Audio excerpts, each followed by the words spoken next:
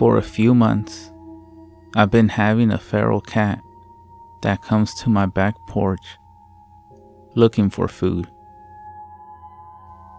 I first saw him in October around 6 p.m. when the sun was going down and I had walked to the back door to take a smoke outside. I could see him through the double window that looks out onto the swamp beyond. He was sitting patiently as if he had been waiting for me. His black, greasy fur reflecting the colors of the sun. When he saw me approaching, he stepped closer to the window and stood on his two back legs and started to paw wildly at the window. I chuckled and walked back to my fridge, pulling out some leftover chicken breast from the night before. I grabbed an old plastic dish from the cabinet and I tore the chicken apart into bite-sized pieces. I returned to the back door. I opened it only enough for me to squeeze out so that he wouldn't bolt into the house. If he did, I knew I would regret it, letting him slip inside only to possibly infest my home with blood-sucking fleas and to tear up my furniture. I placed the dish down and he pranced towards it, scarfing it down like it was his first meal in weeks. I looked at him closer through his long fur and could see how thin he was. His legs looked like skin and bone, and his cheeks looked sunk in, causing his eyes to protrude out grossly. It was then that I noticed his tar-colored eyes that had no glint to them, no shine from the setting sun. It reminded me of those computer screens that don't reflect pesky sunlight glare coming from your window. I felt uneasy, worried now that he may attack me. However, he looked at me once and blinked slowly before racing down the porch stairs and disappearing into the wooded swamp. I started to wake up every morning only to see the dead corpse of some poor animal when I would take my routinely first smoke of the day. It started with little animals, birds, mice, and other small rodents. I always figured it was just the way that cat was thanking me for feeding him when he came, which was only a couple of times a week. Even though I only saw him a few times, there was always a dead animal on the porch step every morning. I thought it was silly that some old cat would bring me presents every morning. After about a month, the corpses began to get bigger. I was finding more bigger rats and the occasional possum. I started to think it was strange that this cat seemed to catch his dinner just fine, but still came to me for scraps. I always brushed it off though, seeing as it wasn't doing me any harm, and I had no roommates who may have been disturbed by it. However, on one particular cold and foggy morning, I walked to the back deck to have my cigarette, and I looked down to look for my present. There was nothing there. I could feel my heart flutter. I was worried that something may have happened to my little buddy. That feeling quickly left, and I felt my stomach drop as I looked over the railing to see my lawn filled with bodies. I placed a hand over my mouth to catch my gasp. The sight was disgusting and a less than pleasant encounter when all I wanted was to enjoy a smoke. After that occurrence, the dead animal started to appear once again on the back deck. Part of me felt relieved that my cat was okay, while the other part of me felt like something was terribly off. Sometime in January, I woke up in the middle of the night, groggy as hell, but with a strong craving to have a smoke. I walked down the hall and paused at the window overlooking the backyard, and I saw a pale figure that reflected the moonlight.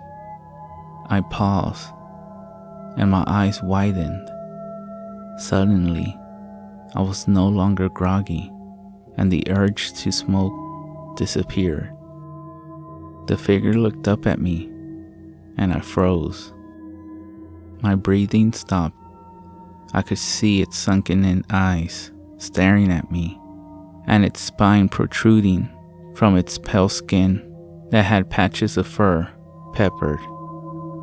It looked very strange, almost human-like, hunched over while standing on two legs.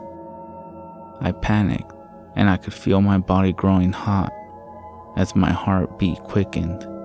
After staring at me a little longer, it turned around to crawl over the fence, and then it walked away on its two legs.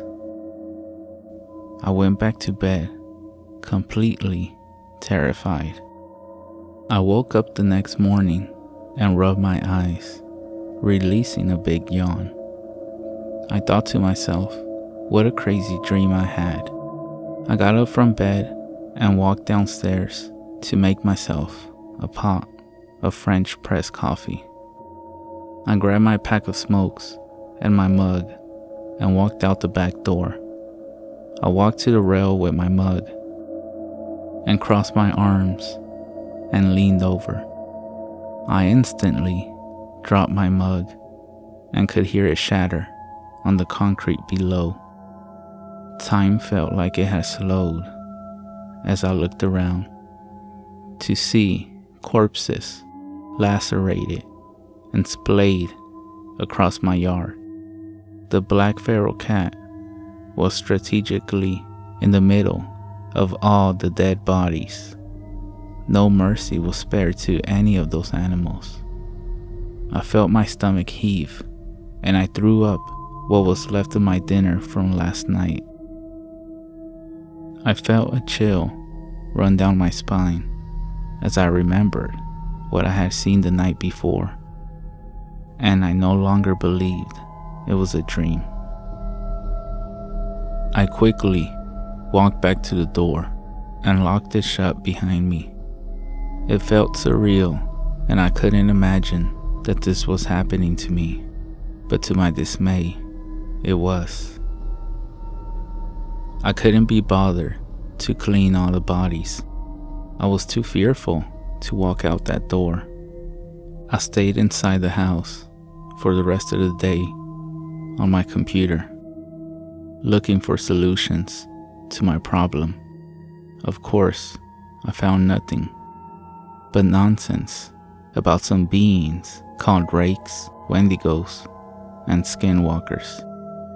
I strongly felt that this was some person playing a massive prank on me, and I desperately wanted to believe that was the case. I fell asleep at the table in front of the back door.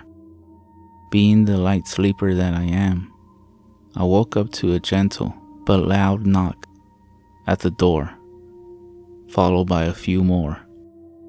I immediately sprang up and swiveled around. I pulled the blinds away from the door just enough to peer out the window. Nothing. I walked to the window beside the door and shrieked at what I saw before me. The creature I had just seen the night before had pressed its hands and face against the window and was breathing heavily with a wicked smile plastered against its face. I ran to the counter and snatched my keys, running out the front door to dash to my car. As I got in, I began backing out. That's when I saw the creature come around the side of the house, only to stop when it saw me backing away. It then stood up on its 2 legs and gave me a slow wave, showing off its nasty pointed teeth and its disgusting smile. I retreated to my sister's home, which was about 30 minutes away, and I busted through the front door with no explanation. She came running down the stairs, with her boyfriend following close behind her. She flicked the lights on and could see how disturbed I looked. Taking me to the guest room downstairs, she told me I was welcome to stay as long as I needed, after refusing to tell her what went wrong.